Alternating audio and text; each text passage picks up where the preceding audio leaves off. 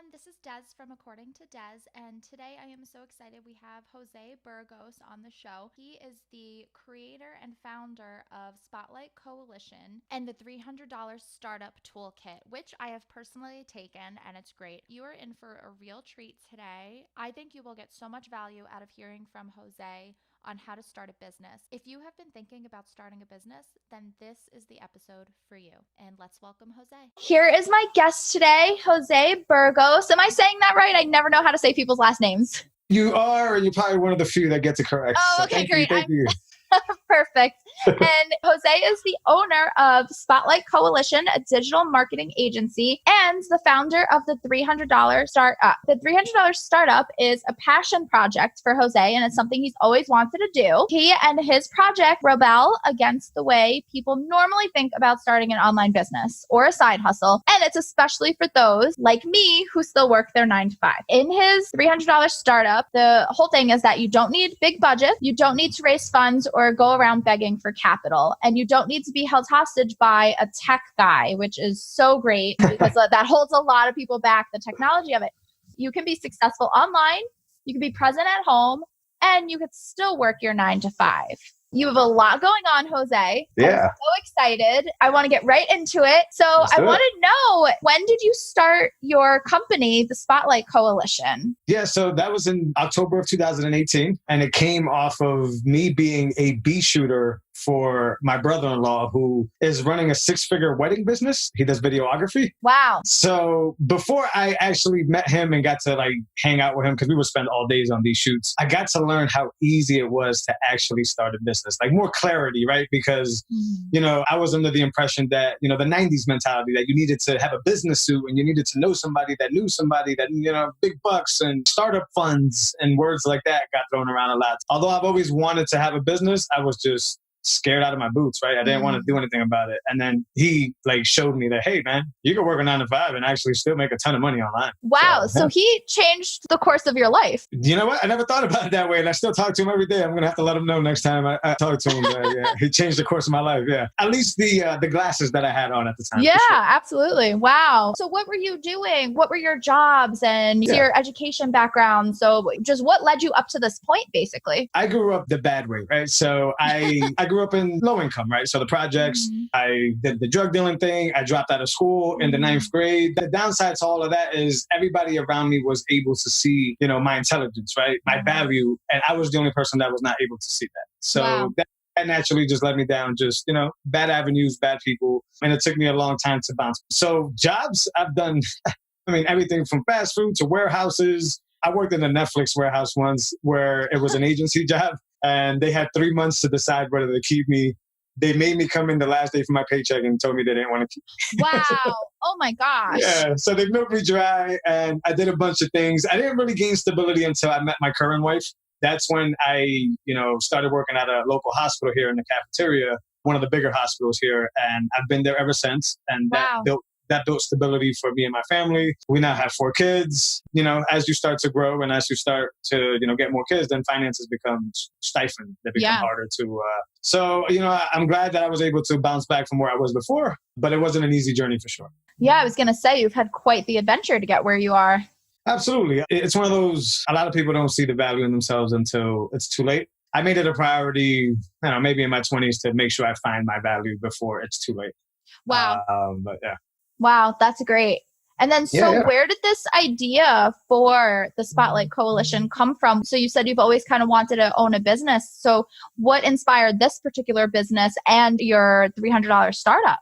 Yeah, well, since I've quote unquote the tech guy in the house, right? In my family, I've always been the guy that wanted to install the CD burner and do things. I was the first one that showed my family, hey, you can download music illegally off the internet.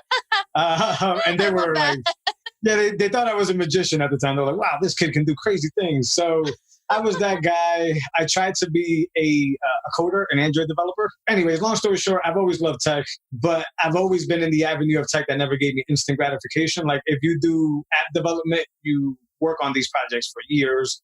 And sometimes even when the public gets them, you still have to fix them. So you never get that gratification of good job. I learned a little bit about marketing. I started to follow Russell Brunson. I listen to a lot of Tony Robbins and things like that, although he's more mindset. But either way, I figured that I could mash my love for tech with a way to get instant gratification. And that's digital marketing, because with digital marketing, you actually see live results. Like you can see when people are opting in, you can see how much you're spending at the moment per click, per engagement. And it's sort of powerful when you see it on your end, on the dashboard, what others don't even know exists. People just think that they get advertisement for no reason, but there's a reason why you're getting that advertisement. And the better the marketer, the more he knows about you. And Yeah. So I fell in love with that aspect of it. And that I started digital marketing. Spotlight Coalition. So for our listeners, can you break down exactly what you do? Yeah, so in Spotlight Coalition, I do lead generation for local businesses. So I work with chiropractors. I work a little bit with dentists. I worked with in the wedding niche with videographers and photographers. And it's basically just, I help them build an offer. I set up a funnel for them. And then I use Facebook to get people into that funnel to opt in. And then that's per retainer basis. So people keep me around as long as they need me. And that's what I've been doing. Now, the $300 startup was, once people started seeing that I had some success, people that I know personally, that naturally the questions came up of, hey man, how are you doing this? You still work at the hospital. How are you able to, take 2 vacations? And how is life going well? Because if you don't notice, people that are miserable seem to notice when other people are, doing well. That is so true. Yeah. It's like you red flag them. Like, he can't be doing good. Yes.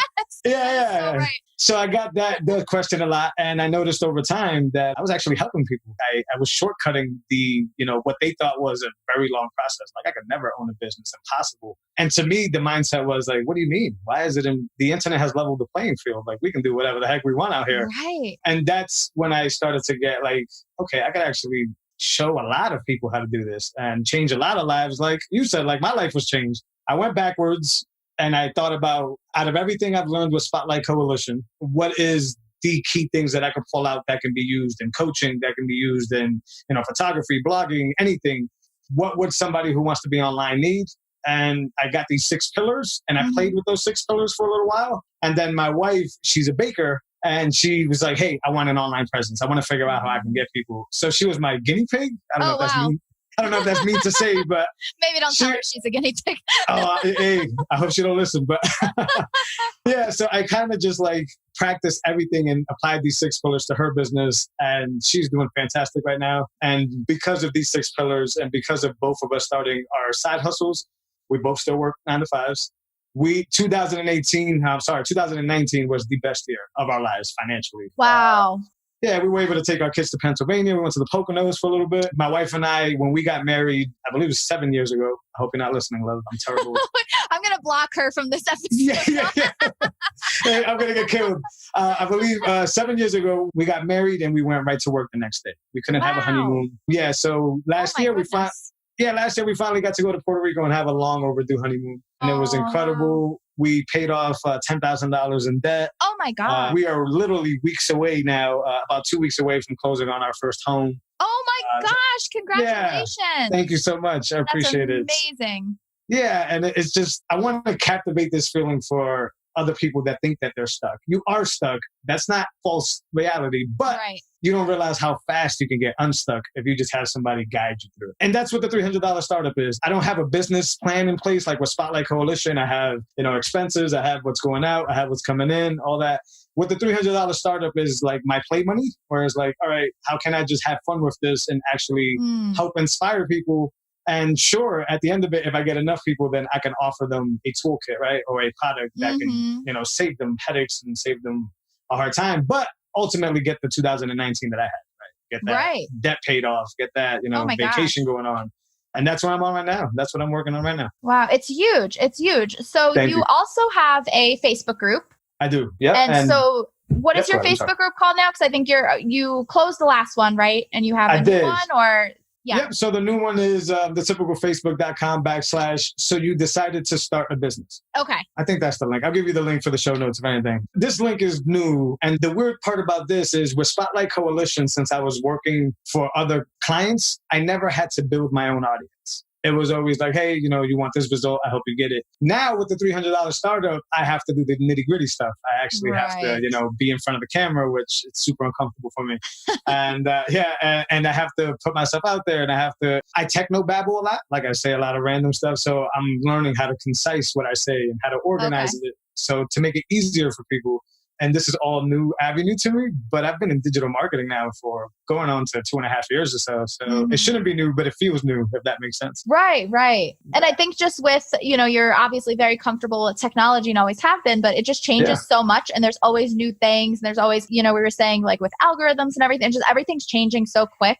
So it's hard to keep up sometimes and learn a new thing or get comfortable with whatever the next thing is. Yeah, absolutely. And that's for me too. Even when it comes to technology, it's more, to me, it's more of an interest thing, right? Like if I were to follow all the ongoings on Facebook and the algorithm and what it's doing, then that comes at the sacrifice of knowing what Google's doing with SEO and doing all that.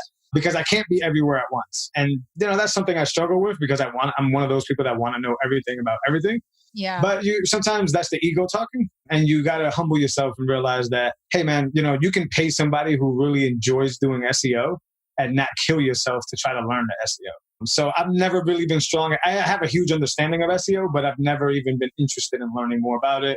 Google changes that algorithm constantly, and I have no interest in that.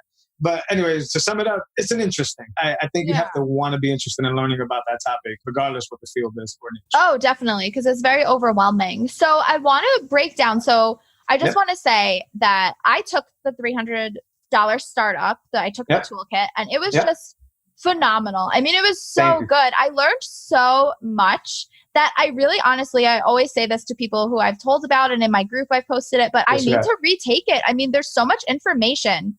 You put so much information in there that it was just like, wow. I mean, it was such valuable things. It was things I've literally never even heard of before. I'm like, what is that? And you just broke things down. I like how you have the PDFs that you could download, and then you have like the stuff that you could link to, like you could copy in your Google Drive, and then you have the videos that you're talking, but your videos, you're actually showing people how you're doing it.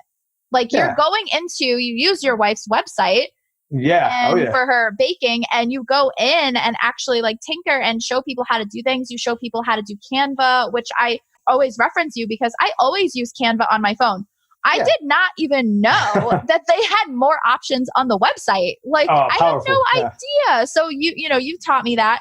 You go through the Facebook marketing and advertising and everything. It just adds, like, you really break everything down, which is so, so valuable. So I really recommend your toolkit. But can you break down, so you talk about the 6 pillars a lot, and on your Facebook group, you post things about the 6 pillars. So can you break that down for people? And I do have, Jose has very generously sent me a link to his 6-pillar checklist, and then also a webinar that you have access to when you sign up. So I'm going to put those in the show notes. But for people who are just listening right now and don't have the pillar checklist in front of them, can you break down what that is? Yeah. So first of all, thank you for the kind words. I appreciate it. Yeah. The 6 pillars, like I said earlier, I went back and looked at Spotlight Coalition. Now, I spent a lot of money on courses, and I spent a lot of money, a lot of time just kind of hiding out is what I call it, like being away from my kids, being on my laptop, trying to read stuff. First of all, I got the 6 pillars because those are the things that I think that are the fastest things to implement that pretty much set the table for everything you got. It's your online presence, it's getting paid, it's a website where your stuff can live, it's the logo that people see, it's the company name, right? It's the key things that you need. And then later on, you can add as much as you want to your company. That's the beauty of it. So I wanted to make it so basic to the sense that my wife can do it. And that's not a knock to her. I just found, like you said, that it kind of just seems like when people are out there trying to show you how to do something, they want to geek out about it, right? And I'm guilty of this, right? So they want to just, you do this, and you HTML, CSS this, and you move that back and forth. And I saw my wife get confused by this just from me doing it to her. So I wanted to make this a course that would be easily consumable because I wanted to be for my wife for sense, but I also wanted it to be concise because I paid a few $1,000s for courses that lasted. Oh my God. I mean, there was no way I could get through all the content that was in there. So there's a balance because I'm sure the creator of that course was thinking, the more I give them, the more they can have, the better the value. But the more you give me, the more likely I'm not going to finish. So it's too overwhelming. It's too much. It's way too much. So that was my whole going into it thing. It was like, hey, let me put a course together that's literally very easy to consume, very fast to take in. And it's proven. I've tried it in different things. But also the way I like to learn is by doing myself. Okay. So I didn't want to rob the user of not being able to actually learn this on their own. because I could easily sell you a package that I do all of it for you. And if people are interested in that, then they know where to find me. But to me, it was like, if I can empower somebody, right, and teach them how to do a website one time, they'll know that skill forever. And they could even turn it into their own business of website design and, be able to turn it into something different. But the thing that I wanted to derive from that is they learned it from me. And then they can go as far as they want with that. They can never use it again. It could be a one-time thing that they never did again. But I definitely wanted it to be something that you do yourself. And if you want to have Jose do it for you, then that's a different option down the road. But this is all about education. This is all about information. And I like to empower people to do it on their own. Great. Yeah, that's how the course was designed, for sure. Okay. And so what are the actual 6 pillars? What are they each one called? Yeah. So the 6 pillars all lean into one another. So you have to do one before you get to the next one. But the beauty of it is, just like the name implies, it's also a toolkit that if you need a hammer, then you get the hammer. If you need the screwdriver, you can actually grab the pieces out of it. So the 6 pillars from top to bottom is, your name, your company name, and your domain name. Those 2 things should be synonymous together. Your logo, it's your website with hosting. And I go into this big tangent that I go into on why you should host your own website. Yep. That's big for me. You got to get paid correctly, because although this is fun for us, at the end of the day, we need to feed our families and we need to, provide for ourselves. So you need to get paid correctly. You need to have a Facebook business page. Why did I choose Facebook? Because that's where everybody is. Yes, people go to other apps, but the majority of the time people end up on Facebook, and it's very powerful. And then with a Facebook business page, you unlock the potential to run advertisement for your business. And then that's the very last pillar, because I've spent probably over $10,000 on Facebook courses. And the thing that I found is that it always goes back to the basics. And as long as you know the basics, you can have as much fun on the other end of it as you want. And you don't need to pay $10,000 to learn anything clever. You just need to know the basics and have fun with your audience, and it works. Right. So those are the 6 pillars from top to bottom. Okay, perfect. You have your Facebook group. You also have a podcast. Yeah. So you also host a podcast. So everything you do is very educational. Yes. So you seem like you're always trying to help people. And have you always been like that growing up? Have you always had an interest in helping others? Or I think recently, actually with the $300 startup, is sort of one of those things where it kind of like it peels the onion open. And I'm starting to think back at, why is it that I get that rush from helping people? And when I go back to even the example I gave earlier, when, my dad came home and he had no damn idea. He had the CD burner. He knew what he wanted to do with it and had no idea what he wanted this thing to do. I was always that guy that would do it for him. And it felt good to do it. It didn't feel like a job. It didn't feel like a task. It just felt like fun. I ended up getting obese, about 300 pounds. And I went on this like completely transformation where I pretty much shaved half my body weight. Wow. And while all that was happening and I was getting all these compliments, all I could do was just try to help people get the same thing. I was just hey, like you can do it too. And I would just give information away. Like, this is what I'm doing. These are the courses that the programs that I'm doing. This is my diet. The funniest thing that people don't believe is every single day after every single workout, I have gummy bears. And people think that people think that it's nuts. And they're like, there's no way you can do that. But if I could quickly explain why, is you lose the glycogen inside your liver when you're working out. So think about it as a battery. You start to run out of battery and you need a carb that's fast enough to spike your insulin and get that battery full again. When your glycogen is at its lowest, is at 2 points, is when you wake up in the morning and after a workout, an intense workout. So it's your job before you take your protein shake or whatever it is to spike that glycogen back up so you can start to recover as fast as possible. Gotcha. Oh, wow. And one of the fastest way to do that is with dextrose. And Haribo gummy bears, the very first ingredient is dextrose. So I eat gummy bears. It's my favorite thing ever. Wow. People think I'm nuts, but it works. Wow. That's a fun fact. Good tip. Yeah. That's on a separate tangent. But the long story short is, I've always had this thing where even though people were trying to congratulate me for things, I was always on the like, can I show you how to do this? Because I think you should do it too. I think it's incredible. And that's what I do. I've always enjoyed doing this, and it's not an accident that I've gotten to this point. Okay, so you have your business, you have the Facebook group, you have the toolkit, and you have your podcast. So what came first? I mean, what made you want to do, you do a lot of things and you have a lot of valuable information. When did you decide, I should have a podcast. I should have a Facebook group, and I should make a toolkit. And, I just have so many questions for you. Sorry for like spewing them out so quick, but so fine. How did you get into all these different things? Well, naturally, to be a digital marketer, you have to keep up with digital marketing, whether it is that you're doing the things everything, or whether you're focused on the things that you do best, which is lead generation. What ended up happening is I started to get interested in copywriting and the psychology of being able to get somebody to purchase something, to persuade somebody to purchase something just off of what you write. Now, the best case scenario for ad copy is sales funnels. While I was doing my digital marketing, I went, headfirst into sales funnels. I went in and out. How do they work? What do they do? How am I supposed to do them? And then naturally, the best way to make sales funnels kind of work is informational products, because it doesn't require you to actually have to make like a physical shirt or a product. You don't need the cost of doing all that. You can kind of put it together and then you can sell it. So it got me really interested in doing that. So I don't know if you're aware, there's this thing that ClickFunnels does that's called the One Funnel Away Challenge. Oh, no, no idea what that is. Yeah, this is not an ad, by the way. I'm sure they would love it if I advertised them. I'll tag them. Yeah, I hope they give us our splits. But yeah, so it's you pay $100 and you get into this like 30-day challenge where you have to get a funnel from nothing, from the idea to conception in 30 days. Yeah, what they don't tell you is that it's nearly impossible to do. They give you the information you need, but for you to create a product in 30 days and get it all done, it's impossible. I went through this and I started building a how to create a digital marketing agency thing. Very specific. And then as I started to go through that challenge, I started to have the natural doubts of this idea isn't going to work. Nobody cares about this, even though I've paid for that 1,000 times myself. But nobody's going to want this, et cetera, et cetera. So I kind of deaded the project. I did nothing with it. I sat there for a while. And then, helping my wife do her stuff, it was like, wait a minute, I could take away the digital marketing part of this and actually nail it down to something that any business owner can use. And then that's when the $300 started coming out. Through the One Funnel Away, I learned that you need to get yourself out there. Like that's how you build traffic. So that's when the podcast came out. And boy, was I scared to do that. But the podcast came out. Oh, it's nuts. I still remember holding my phone, not a microphone. I still remember holding my phone for the very first episode and literally just shaking while I was speaking. Oh, wow. No idea why, because there was nobody in the room and it wasn't live.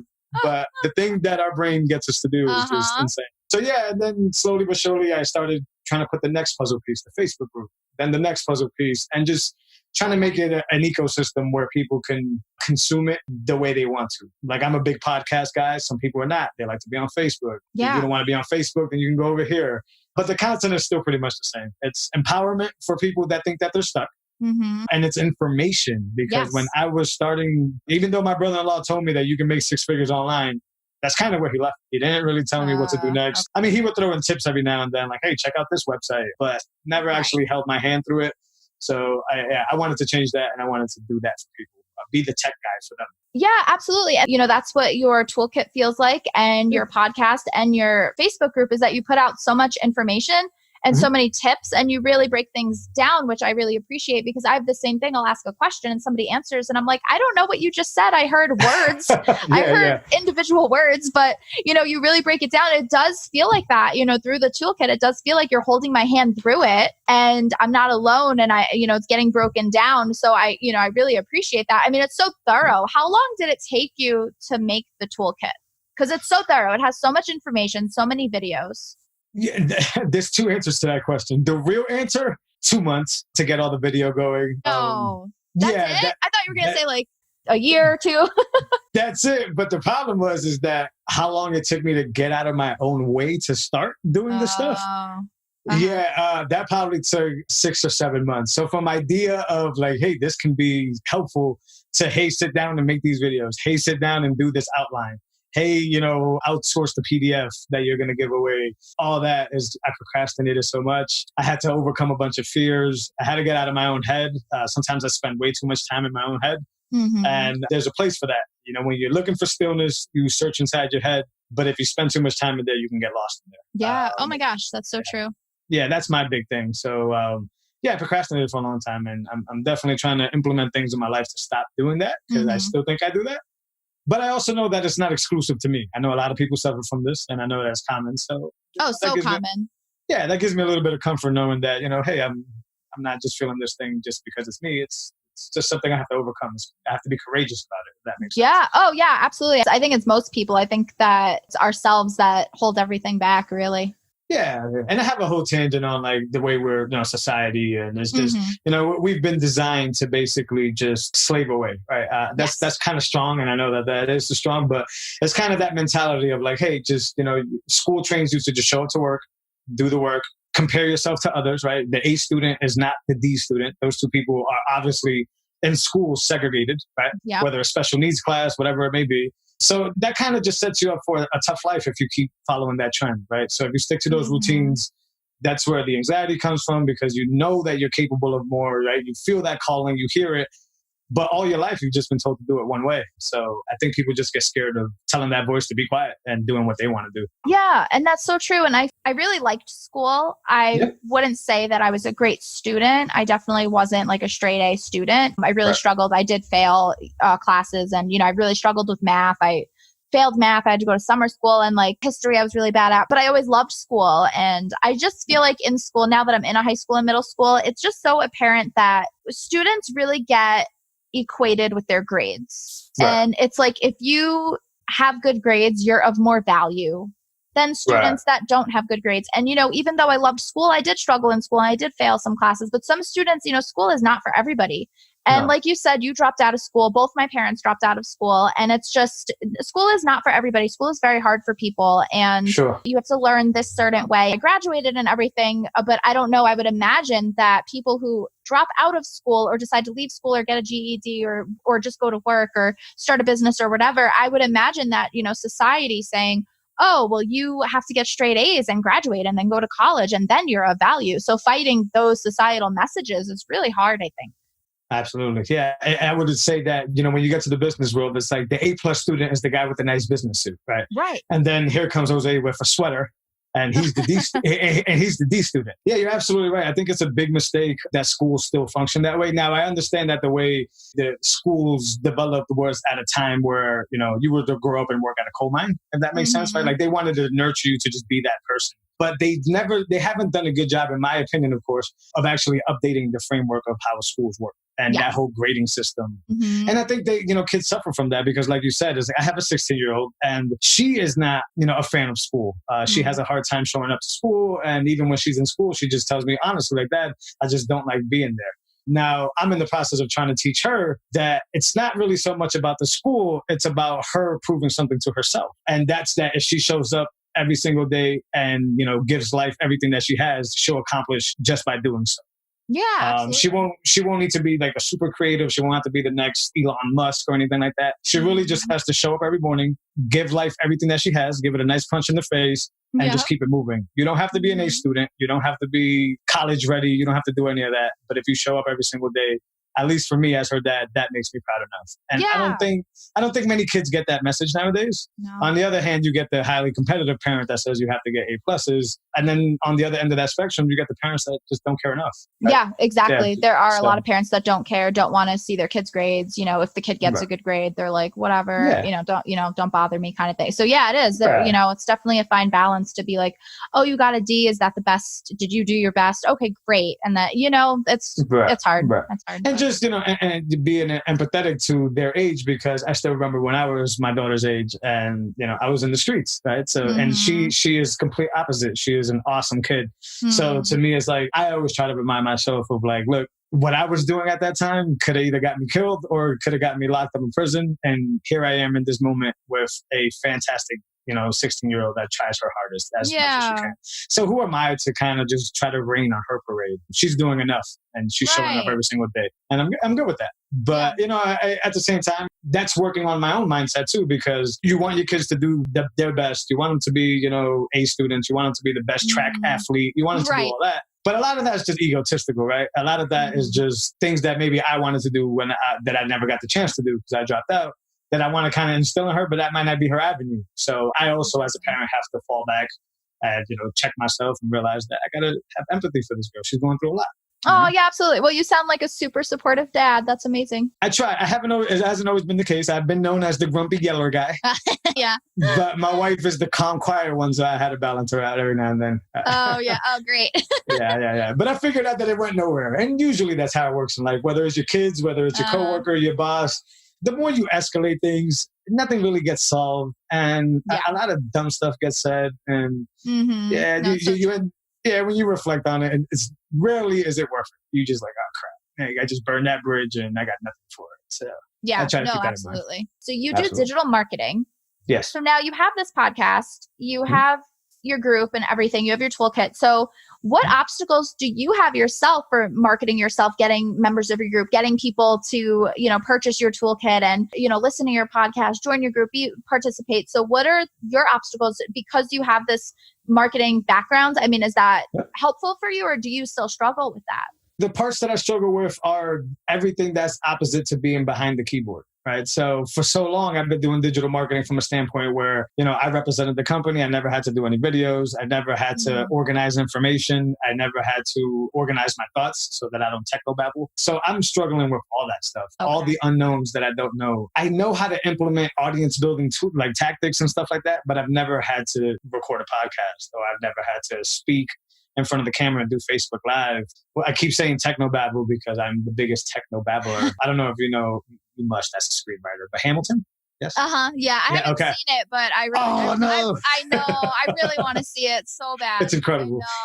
Yeah. So in Hamilton, Aaron Burr, which is Hamilton's, in the story, it's sort of like the villain, but in real life, I don't think Aaron Burr was quite the villain that he was portrayed. In the story, in the play, there's a song, and Aaron Burr basically just says to Hamilton, you have to talk less and smile more. And I think that's a critical skill that may have gotten overlooked in that song, but in life, I think I'm the guy that always has to fill in the space. Like, I can't be that guy that just sits there and listens and just kind of just thinks about it. If quiet comes around, I'm the guy that has to just say something and just go in there and fill it in. So that's something I struggle with. I also have to be the guy that just shut the hell up, Jose. Take it in, soak it all in, and then, portray it out. I've been doing a lot of hard work on that. I struggle with those things, the things that I didn't have to do when I was working, and I still do work with clients. But when I'm doing that stuff, I just control the dashboard, control the ads, write the copy, but it's never putting my face out there. And if the ad fails, it's never like Jose fails. It's like, oh, okay, well, that ad for that company failed. This is different. This is like, if this fails, you see my face, I fail. Completely different spectrum. Technology obviously has just a huge impact on your life. I mean, everything you do is technological. What would happen with your business if, say, tomorrow we didn't have internet? Like, what would you do? When it comes to marketing, thankfully, I also have a pretty good foundation on direct response marketing, which is, for anybody who doesn't know, is pretty much the Fingerhut catalog that you got sent to your house as a kid. Gotcha. Yeah, that hey, you get 27 CDs for $1. So direct response marketing is sort of like you get a list, I believe it's from, your local state office or whatever. Anyways, there's a list of people that have certain interests in certain things. So in digital marketing, that would be like a subscriber list. And then that's how Fingerhut can see that, hey, Jose and 97 of these other people enjoy music because they opted into whatever, another type of magazine. So then they would in turn get an envelope, and they would write copy on top of the envelope to get you to try to open it and send it to your house. And then the outside will be outrageous. So say something crazy like 27 CDs for 99 cents. And then what you would do is you'd be interested, you rip it open, and then you'll spill it out and send it back. So the equivalent of that nowadays is I send you a lead magnet. Hey, you want this checklist? It's really cool. I'll help you out. You opt into that list, you get your checklist, and that's the equivalent. When you put your email down, that's the equivalent of filling out the form and sending it back to you. So because I understand digital marketing, I think I could go into that and do direct response marketing and send envelopes to people's houses. But if that were to all fail, I do like to write. I've always liked to write. When I was in middle school, I thought I was a poet. Oh, really? Oh my gosh. I think everybody in middle school thinks that they're a poet. I thought that I was a poet. I would write my little entries and to my girlfriends and all that stuff. And then That's so great. Yeah. And then when I was in the street, and this is super cliche, but when I was in the street, I wanted to be a rapper. So, so I made music for a while, and technology was big in that too, because I was the guy mixing the stuff and recording the stuff. Yeah, so I did that for a little while, and then I was really good at it. People were telling me that you were really good, but I just didn't have the confidence in myself to do it. Just like, hey, a artist, let's not say a rapper, but an artist needs to be on stage. An artist needs to have their face on, CD covers at the time and stuff like that. And I was scared to do any of that stuff. Oh, wow. Yeah. So I dropped that for a while, and I got really out of shape. That was the point where that was like the darkest period of my life. I got really out of shape. I did meet my wife, which was the only bright side there. But other than that, it was a ton of darkness and stuff. And just kept going. But to answer the original question is, if I don't do the marketing, like the direct response, I could probably be writing somewhere. Somehow. Okay. Always wanted to write a book, but not quite there. Wow. Okay. Yeah. So it sounds like you built a lot of confidence in yourself over time. Yes. A slow process, but yeah, I've kind of gotten addicted to personal development stuff. Wow, that's great. Yeah. I hate to use the word addicted because it has a bad, the people related to bad things. But yeah, like I lost a ton of weight. I like to work on my mindset. I have rigid routines that it's a gift and a curse. So when one of the things gets slid to a different time slot or they don't happen, my day kind of becomes like muddy. Okay. So it's a gift because it makes me super proactive. Yeah. I work out at 4:30 in the morning every day. I always take time to work on, reading. I always take time to work on writing and then on my business, of course. And then at the same time, I have 4 kids. I have to be an active parent. On top of all that, I work at an operating room where I am one of 2 fellows that orders all the equipment for the surgeons. Oh, wow. So my room forever at work is very small. If they cancel a case, they could potentially lose hundreds of thousands of dollars. And since there's only 2 of us, it's on you, buddy. Yeah, exactly. Yeah, so it's you or you. So. Yeah. And we have our own pod, so it's easy to tell it's your pod. That's where it should be. I couldn't function that. I was always anxious. I was always depressed. I always had the physical fitness stuff, but that's when I was like, I got to work on this thing, right? Yeah. One of my favorite authors is Ryan Holiday, and he's the best way to sum up Ryan Holiday is that he kind of new age stoicism. So he made it understandable for us everyday folks, the philosophy of Stoics. And I kind of use that as my operating system for life. And that's great. Yeah, so now anything, Tony Robbins, anything that you throw in front of me that's self-help, I'm all over that. Oh, wow, that's great. Yeah. So what advice do you have for people that have this idea, they feel stuck at their 9 to 5, or, in my situation, I love my 9 to 5, I love my job, but I have all these other, ideas and things. So what is your advice for people who are like, oh, I'd like to start an online business? Where would you send them? What would you say to them? What I would basically tell them is that your idea of what it takes to start a business is probably that it's difficult, that it's terrible, or that it's going to require for you to have to spend a ton of money that, let's be honest here, most of us that work a 9 to 5 don't have. We don't have that money to give up. Yeah. So the first thing I would tell them is forget everything that you know about starting a business and let me show you at least 6 things, because I'm perfectly okay with the person that sees the 6 pillars and says, I got this, because it is able for somebody to do alone. But I don't want the person to use their excuse of either not knowing tech or being overwhelmed by technology to say, no, 6 pillars, I want nothing to do with that. It doesn't matter. It all looks too difficult. I want them to allow them to let me show them the easy way to do it, because my wife has done it and she's not the most technical person, but just me. If I was able to go from check to check, I remember, and this is no BS, one of my pay stubs a few years ago before I started digital marketing was $37. Oh, wow. I have no idea how I got $37 check. Like, I literally looked over the stub. Like, what the hell is happening that I got a $37 check? Wow. But it all added up. There was a bunch of things being deducted from that check. And that was like legit rock bottom for me. I mean, it was around the winter time. My wife was asking me, hey, we got to get the kids some jackets or whatever. And I had to be honest. Like, look, they're going to have to wear the same jackets because $37 ain't going to do much with these bills sitting here. So the people that are excited about doing the business, wipe your mindset, get ready to start fresh, but get ready for a fun ride, because it can literally transform your life. And it will. Yeah. I'm living proof of that. My wife is living proof of that. Yeah. Absolutely. And you don't need to quit your job. Like you said, I like my job too. I don't know why people always run around with these ads saying, leave your job today. No, I like what I do. Me too. I'm like, I don't want to leave my job. I love it. Yeah. If anything, I just want a more padded way of living. And that's what my side hustle does. Like, I've never claimed, you could never go back on anything Spotlight Coalition and see that I claimed that I'm the best digital marketer around. Right. Or I get a sour taste in my mouth every time I see this. Now, I know it's a tactic and I know it's awareness. But when people show their clients' numbers, like, hey, I made, $13,000 for this person.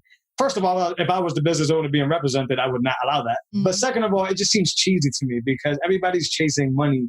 But at the end of the day, it's just a more comfortable way of living, whatever that may be for you. Yeah. Like, I paid $10,000 in debt and took 2 what I would call small vacations. And that was success to me. I was okay with that. I have no problem. I'm not going to stress myself out to go and do, some numbers that I know a lot of gurus, especially the courses I bought. Hey, set your number on $250,000 in 1 year.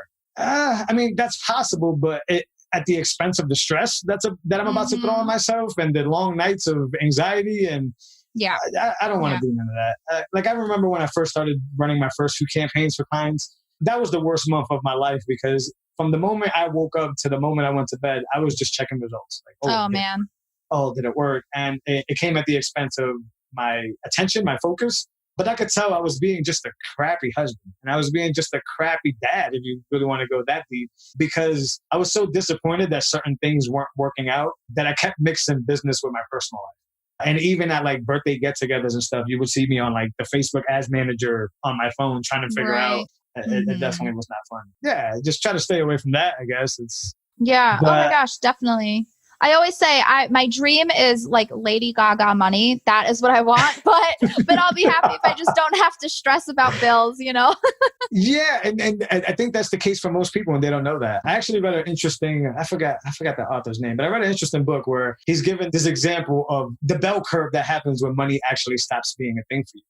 Right. He says something along the lines, and I'm kind of paraphrasing these numbers, but he's like, all right, so say you make $70K a year from your job, which by the way, that's really good nowadays. I was going to say, I would like that.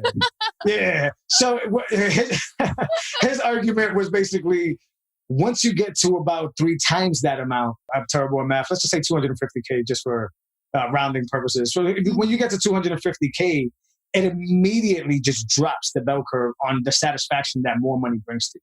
Wow. Yeah. So like in that 75 to 250K area, you're living your best life. I mean, you're excited. Yes, you are. Money's going, you're planning vacations, you're paying debt, you're buying your mama house, you're doing all this crazy stuff. Yeah. But then what ends up happening is once that bell curve hits, you actually become more depressed, right? It actually does nothing to sway.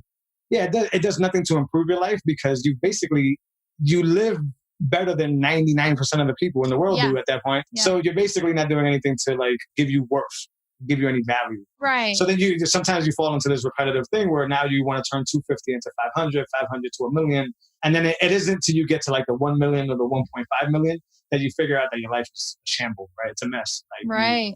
You don't have a relationship. Yeah, you don't have a relationship with your kids, your wife. You forgot about all that in the pursuit of that money. And yeah, the bell curve. So back to what we're saying. Yeah, give me a few vacations a year. You know, give me a little bit of, my bills be paid. Yeah. And I'll still show up to my 9 to 5 with a smile on my face and keep doing what I do. Yep. Oh, that's great. So what is next for you? I mean, you have so much going on. You have so many great ideas. You're always helping people. Do you have any plans? Where Spotlight Coalition is more, I want to get more into the copywriting game. I'm still really huge on, human psychology and the consumer mindset. I really like that concept that you don't actively have to be there for the transaction to take place. There's something really cool about writing a really good sales copy that comes either from my heart or from my head, whichever, or a mixture of the two, that can actually talk to people while I sleep. And that's what successful copywriting does. So for Spotlight Coalition, I want to get a little bit away, like kind of outsource the lead gen, because I understand it so well that it's okay if somebody runs it for me, and focus on writing copy for people, for landing pages, for that stuff. And for the $300 startup, it's, adding more to the toolkit. I am working on a mindset product, but it's more just things that I do in my life. So it's sort of like if it fits you type thing. It's not really like a general way to keep yourself calm. It's more like what I use. But yeah, just keep adding to it, because to me, is if I keep telling and giving people the example of how people like you and people like I does, we can actually transform our lives by starting a business. I think it's only natural that they would just take the toolkit for a test ride, because that's the key. It's not for me to sell you the toolkit. That's up to you. You can do it however it is you want it. But it's for me to let you know that it is possible nowadays with the internet to do this while still working a 9 to 5, while being a parent, while being a spouse, and you can transform your life. So that's what it's about to me. And if you need my help doing it, awesome. If you just see one of my videos or read one of my posts and that gets you to get going, awesome. You don't even have to tell me. That's fantastic. I feel it's my duty and that's my calling, because I've always wanted to help people. I always have. And why not do it in this way? 2019 was an incredible year for me. I think everybody deserves Jose's 2019 is for everybody. Yes, they do. I do. That's great. Yeah. Wow. Well, awesome. Jose, this has been so great. Thank you so much. So I am going to put everything in the show notes, but where do you want people to go to find you? I'm at such a personal level right now that you can just find Jose Burgos on Facebook. Awesome. And just follow me and let's just conversate and let's just hang out. I do have a Facebook group. I'll give Des the actual link, and you guys can show up there. That's where I do most of my value and stuff like that. I got a lot of stuff coming for that, a lot of videos, a lot of tutorials. And yeah, if you guys want to check out the toolkit, I'll give Des a link for that. There's a webinar attached to it, so you can kind of see where we're going with it. But in 2020, it's not cliche. It's more easier than ever to start a business, whether it's through affiliate stuff, whether it's your own thing, whether it's a passion project like I'm doing now. Yeah, these 6 pillars will help you get it up and going. For sure. Awesome. Awesome. Well, thank you so much. You just have such valuable information, and I will send people to everywhere you are. Thank you for everything, Des. I appreciate you. Yeah. Thank you so much. Wow, I really loved talking to Jose. Is he just not full of valuable information? He has so much to teach, so much value.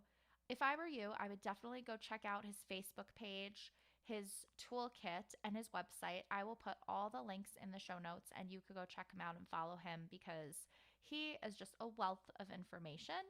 And he is so nice and so generous and loves to help people. So let's definitely support Jose. And Jose, thank you so much for being on the show today. As always, I will remind you to follow me at According to Des on Instagram and join my Facebook group. It's facebook.com/groups/According to Des. And find me on there. Please share everything that you are up to, your creations, quotes, inspiration, support each other. And feel free to message me and go to my website for all things travel, mental health, even cats, whatever. Go there and you can find a whole bunch of different stuff. And if you would like to be interviewed on my podcast, please reach out because I love hearing about everybody's journeys. Until next time.